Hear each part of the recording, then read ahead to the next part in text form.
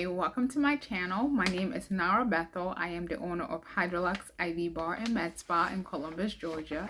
In today's video, I'm going to be talking about how to become a culturally competent nurse and how to provide culturally competent care to a patient. So I'm going to start off by talking about my experience when I first came in contact with culturally competent care. So if you know my story, I started as a ICU technician and phlebotomist. So at this point, I was in nursing school and I had exposed myself to being a CNA, and I was working in the ICU. I had a patient that was Muslim that came in, and she was a female patient. Her husband did not want her to be treated by any male nurses or male technicians. And that was my first experience and encounter with patients as far as being culturally competent. So I learned a lot in that position, just learning that some cultures have different practices that you need to follow in order for them to be compliant with their healthcare.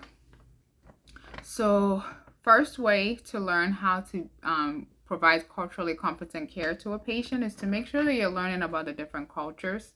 You have to stay informed about the different practices, beliefs, and health behaviors of patients because that increases their access to care and also causes them to be in compliance with their care.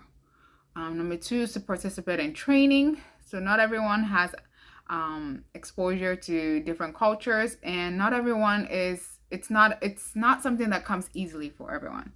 So you just got to make sure that if it's not something that comes easily for you, you're going to get training. That's what training is for.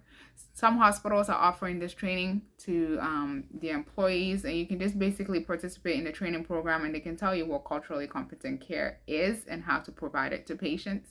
And it's up to you for you to go ahead and want to learn the different cultures and what practices they practice so that you can provide better care to them.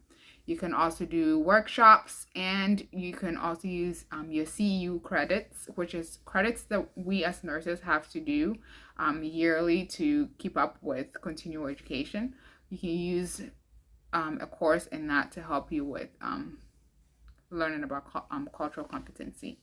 Next is to stay actively listening to the patient. So you have to ask open-ended questions and try to understand the patient's cultural values and their preferences.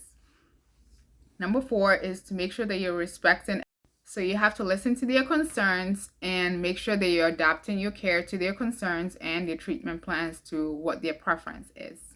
You have to have grace for emergency room nurses, and I'm speaking in terms of emergency room nursing just because I am an emergency room nurse, and I know what it feels like to have other nurses speak ill of other ER nurses.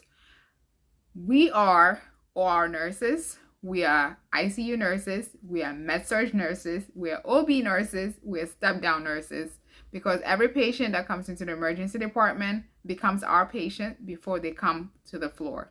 And in situations where where the hospital is on hold, or the ER is on hold, which means there's no beds in the hospital for the patient to go up, we hold those patients. So we become ICU nurses, we become med-surg nurses, we become OB nurses, we become step-down nurses until the patient is either admitted or transferred to another facility.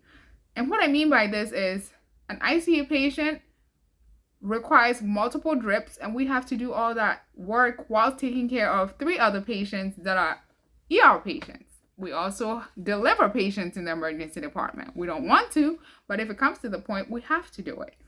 So you have to give grace to emergency department. Nursing is 24 hours. So graciously pick up where you left off. We cannot do everything. We do the best that we can, and let's foster an environment of cultural competent care for our patients. So by offering culturally competent care, you are able to help the patient improve communication between you and the patient. You increase the trust of the patient, which leads to respect, which leads to better engagement. This leads to better outcomes for the patients, along with hospital patient satisfaction and compliance to their treatment. And it also reduces the health disparities, which means that those who are seeking care, who have a fear of discrimination because they've either been discriminated against whilst they were in the hospital setting, can seek care when they need it instead of waiting until their condition gets worse before they come to the hospital, because it decreases care to the healthcare system and also decreases the burden to the hospital as far as the emergency department and admission rates and everything. So by providing competent care to patients, you're providing compassion, really, and giving grace to the patient. And so just make sure that you're following these steps to become a culturally competent care nurse. And I hope this was helpful to someone. Thanks for watching. Have a good day. Bye.